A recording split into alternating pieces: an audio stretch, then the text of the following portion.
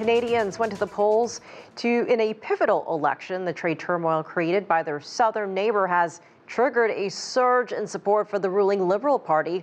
Election day saw a renewed call from U.S. President Donald Trump that Canada should become a U.S. state, angering Canadians. And for more discussion of Canada's election, I'm joined by Aurel Braun. He's a professor of international relations and political science at the University of Toronto.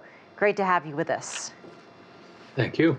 Well, what are the key economic issues driving voters to the polls? And if you can't, just describe the mood, what you've personally seen and heard in these last hours there. It's very highly unpredictable. As you have reported, this election has been turned on its head.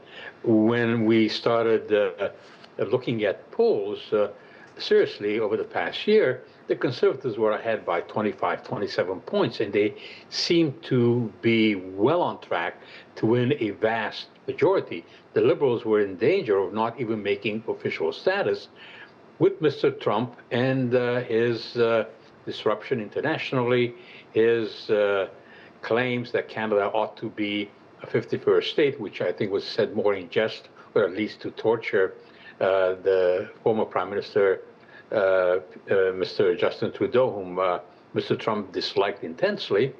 This has really created so much uncertainty that the normal issues that we look at, we do not know until the elections are over what weight they had. But clearly, Canada needs economic resiliency. The international system is under tremendous stress. If you are going to be successful in this international environment, you have to have an economy that is competitive. You need to have trade relations that are dependable. Consequently, Canada needs to diversify its trade. It needs to make its economy more productive. Over the past decade, at least, Canadian productivity has fallen significantly behind that of the United States, and the trends have not been encouraging. Housing issues, all sorts of other matters, defense problems. Canada wants to make sure that we protect our sovereignty. That cannot be done through magical accounting. It needs significant expenditures, and in a democracy where you have competing interests for every dollar that is spent, defense spending is not an easy one. But clearly, under current circumstances, under pressure from the United States and from NATO, Canada also has to address those issues. There has been some discussion on that. I suspect there will be more discussion after the election. So, Professor, regardless of the winner, how much economic policy change should Canadians realistically expect over the next year? Depending on wins, do you think that there will be swift action, kind of like what we're seeing in the United States, or do you think things will take a little bit longer to implement? It will probably take longer to implement because our system of governance is different from that of the United States. We do not know exactly what will happen to tariffs.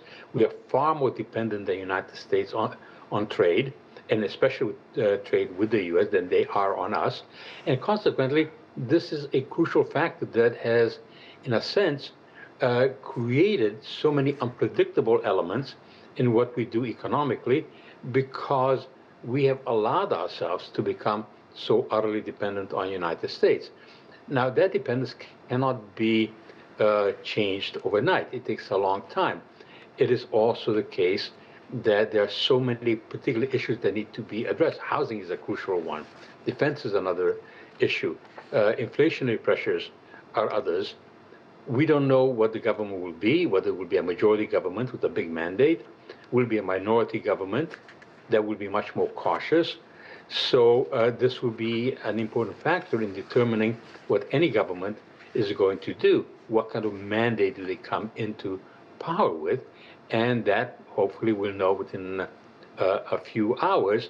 And then if it is the Liberal government, they would have one particular set of policies. The Conservatives will focus much more, I suspect, on cutting taxes, on diminishing the role of government than the Liberals. So these are elements that at the moment we have to wait and see. Professor, we have about a minute left. I just want to ask you quickly, you mentioned that Canada has avoided a recession so far this year. How resilient is the Canadian economy, regardless whoever takes the top spot?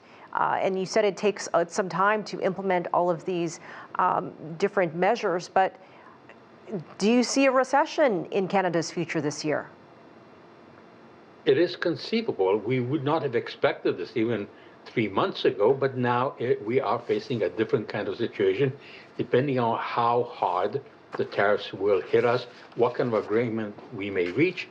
It would be just that we don't have this kind of trade war or this kind of tariff war, but sometimes it is not just about justice, it's about having wise policies. So we may need to de-escalate, to recognize the asymmetry with the United States and find some kind of arrangement together with Mexico where we limit the damage, and that will also diminish the prospects for a recession.